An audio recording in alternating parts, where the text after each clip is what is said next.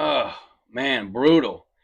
Okay, so the painting behind me is called Political Science, and it's a conglomeration or a putting together of images that I've seen over the years into this abstraction of a war painting, and it depicts four people hanging in the public square. It's like a public execution, basically.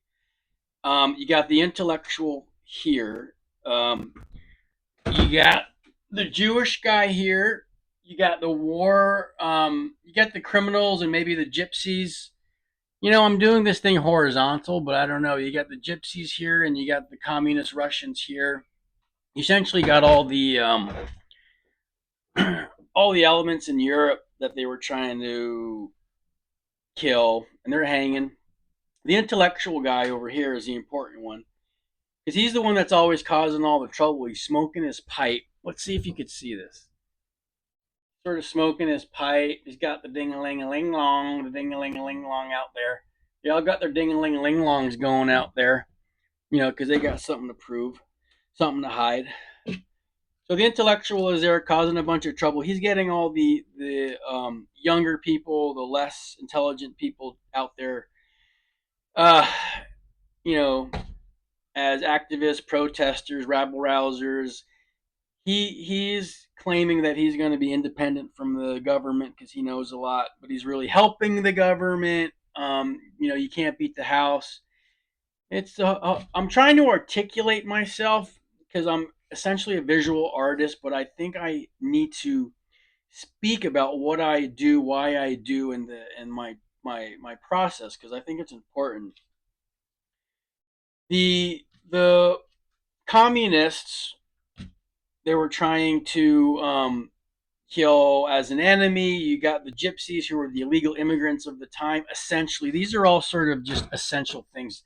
The Jewish guy is the eternal scapegoat. You hear now a lot about the Jews as the troublemakers and the people in power, and this has been going on for a long time. They've been killing the Jews for a long time, but it's not the main point of the painting.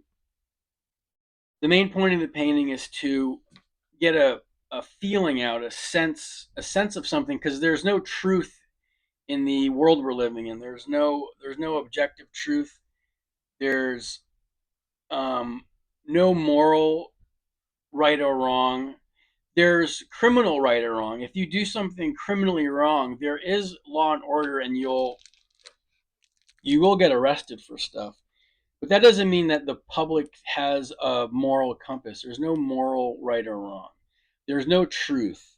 There's no there's no historical accuracy. You could debunk anything. You could. I've heard and I can make sense of it that Napoleon's march through Europe has been debunked as impossible. It said you can't. It's impossible to take so many troops across Europe and take over all of these places with an army in that time. You can't feed them, you can't house them, you can't make sure they're armed, you can't get supplies into Europe. They say it's just not possible. So that they say it never happened. You have people that say Napoleon, the whole Napoleon thing never happened. Uh, they say World War II was smaller than it was. The reasons were wrong. The Jews influenced the narrative of the war. There's no Holocaust. There's no moon landing. There's no accuracy in you know where or what things are historically anymore. So the role of art in the modern world, in a world of AI, in a world of no truth, no moral truth, no historical truth, and no sense of reality, the role of art is changing. And I don't know what exactly it is, but I do it. So I think about it a lot. And it's not to present anything in particular, it's not to present um, a truth, but it is there to present maybe a feeling of what truth is, but I don't know. I'm just trying to articulate it. I don't know exactly what the role of it is. It's not beauty, I don't think, or at least it's not my job. I'm not like a Beatles guy who thinks like everything should be beautiful and happy, and the role of artist to make people happy, and the role of visual artist to just decorate a house and make people feel nice. It's not my thing. I like abstraction. I like concepts. I like to present a particular narrative.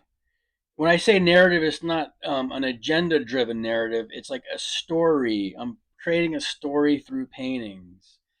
This painting tells a story um, of chaos. It's a war painting. There's no opinion. I don't have an opinion or an agenda on why or who caused the war or what's or the reasons. It's a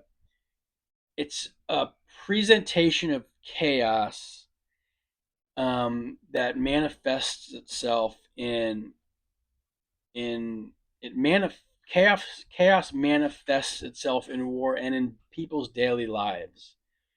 And as we progress through time, I think it's going to only get more chaotic because we're not going to have any solid ground. Part of what the role of history, I think, is to put us on a little bit more of a solid ground, tell us a story that we all believe is true, to give us a moral right or wrong, to give us a picture of how things unfold if things go poorly, how things can go well if things are going well. As mentioned, I'm not great at articulating this stuff, but it needs to be articulated, and I need to articulate it for myself. I'm going to continue doing these war paintings, but not now. I'm doing more conceptual stuff, um, more abstractions, more poetic things. These war paintings take a lot of it takes a lot of emotional toll, and you don't get much out of it. My grandmother always told me to paint flowers. I gave her flowers, a painting of flowers one time.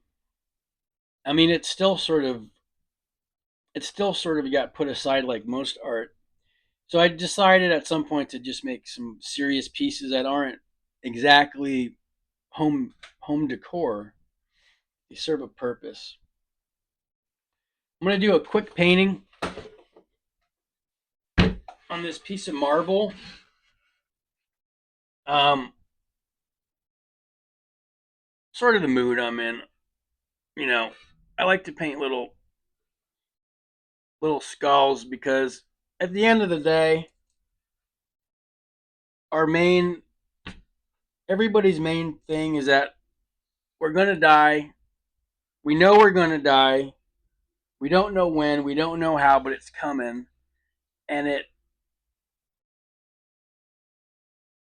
shades everything. I like to put a little bit of neck stuff in here. That's it. I'm not gonna get too into it. A little bit of this, you know. And that's it.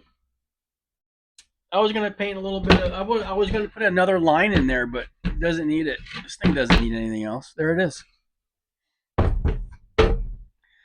All right, so this is my journey to articulate this stuff. I'm gonna do more of these paintings, but I'm gonna maybe get inspired with Vietnam photos. So I paint from photos, so this is a bunch of photos that I put together, and I kind of make something that appears to make sense. I know it doesn't make sense, but I'm gonna try. So I'm gonna maybe take some old Vietnam photos. Rwanda photos are very hard to find. Bosnia photos. Uh, um, Sarajevo. All of these wild things that happen. These the war in Sarajevo, for example, just happened over time. the government. I'm not sure exactly what happened. I need to explore this stuff, but it was essentially a civil war. It was a thriving place. I believe the Winter Olympics was in Sarajevo at some point, and shortly afterwards, a civil war broke out, and a lot of people died. And I like to explore that stuff because we're all eating brunch and paying the electric bill, but they were doing that in Sarajevo before they started killing each other. And I like to explore that phenomenon. Like, you know, the governments do this. It's not the civilians. The governments, they collect taxes, but they're not. I don't know a lot about it. I really don't.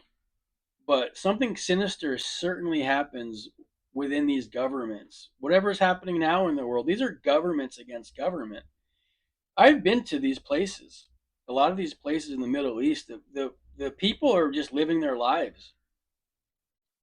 Um, you know, and some people hate each other, but they get provoked by governments to do more than they want to do.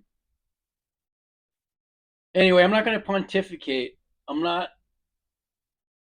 It's not my strength, but I one of my goals in these vlogs. These are vlogs. One of my goals is to articulate myself in a better way because I do have a lot in my mind that I don't speak about because I'm usually painting these concepts, but I also want to talk about the concepts. I want to because I grow from talking about the concepts. I learned from it. I'm able to speak about it because there's too much noise out there, and the art's very quiet. Art's very quiet, but it can speak. Now I gotta go.